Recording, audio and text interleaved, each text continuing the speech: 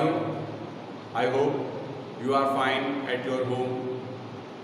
बच्चों, आज आपके लिए लेकर आए हैं फिगर ऑफ स्पीच के अंतर्गत पर्सोनिफिकेशन। फिगर ऑफ स्पीच अर्थात मानवीकरण अलंकार। तो शुरू करने से पहले जिन बच्चों ने अभी चैनल सब्सक्राइब नहीं किया है, चैनल सब्सक्राइब कर दें। बच्चों, आज आपको हम पढ़ाएंगे फिगर ऑफ स्पीच के अंतर्गत पर्सोनिफिकेशन अर्थात मानवीकरण अलंकार।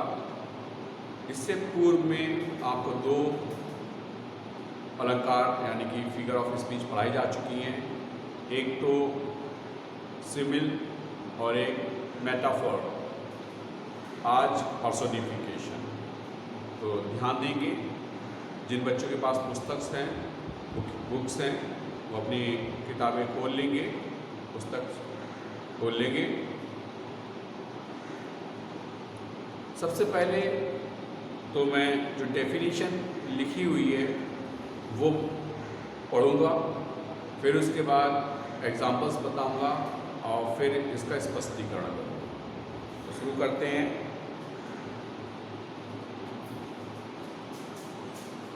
Class 12 figure of speech personification मानवीकरण। Personification is that figure of speech.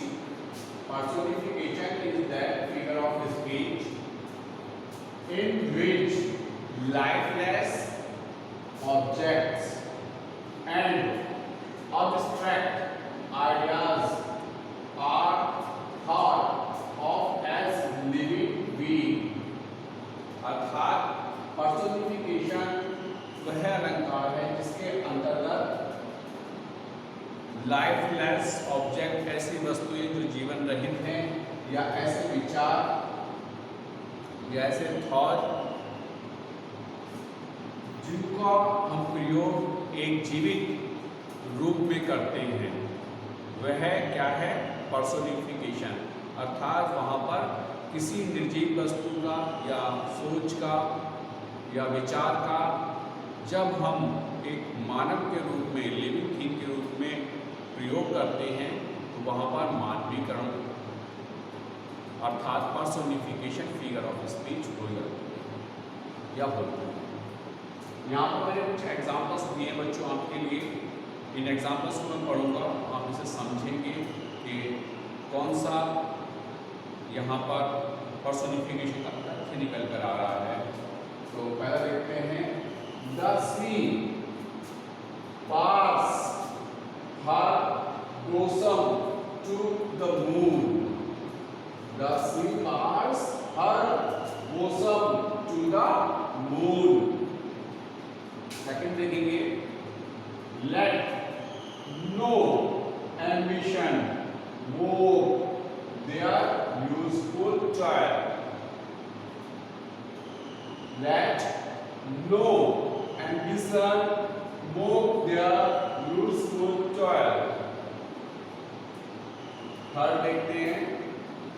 The moon belayed her face.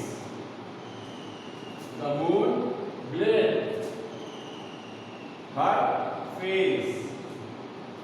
Fourth देखते हैं। The ship has weathered every drop. The ship has weathered every drop. Fifth देखते हैं।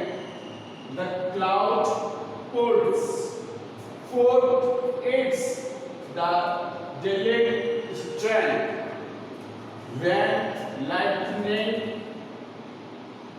plays its best. I repeat again. The cloud puts forth its strength when lightning plays its best. 6. The river glad sweet will.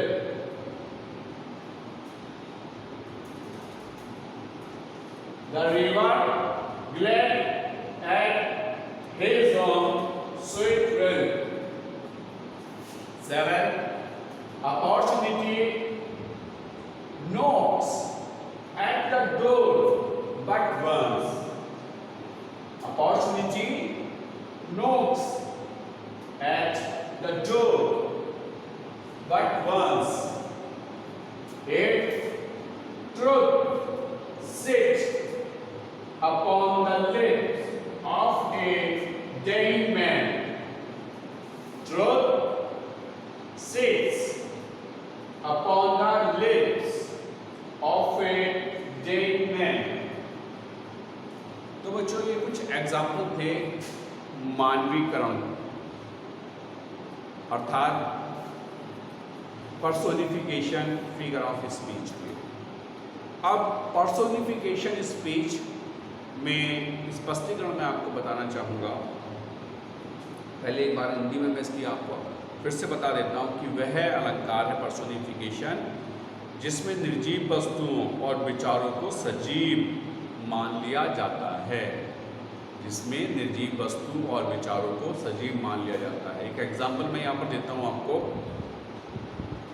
Experience is the best teacher.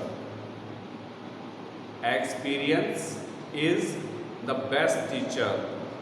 तो इस वाक्य में क्या है कि अनुभव सबसे अच्छा अध्यापक है।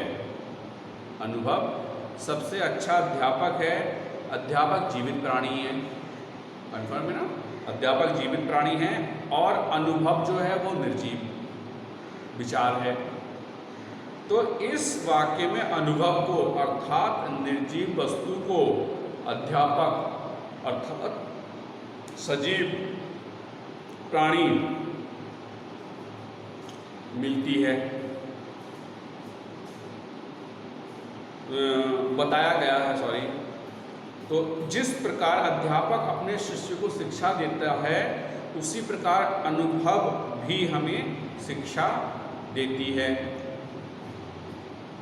एक बार आग से जलने पर बच्चा आग के पास जाने से दूर रहता है। इसी प्रकार हमें अनुभवों से ज्ञान की प्राप्ति होती है। अतः इस वाक्य में जो है पर्सोनिफिकेशन का प्रयोग हुआ है। अब एक एग्जाम्पल और मैं आपको यहाँ पर देता हूँ पर्सोनिफिकेशन का। Death lays his icy hands on kings. Death lays his icy hands on kings. तो इस वाक्य में क्या है कि मृत्यु अपना बर्फीला हाथ राजाओं पर डालती है। मृत्यु अपना बर्फीला हाथ राजाओं पर डालती है अर्थात राजा की मृत्यु हो जाती है। डेथ निर्जीव है।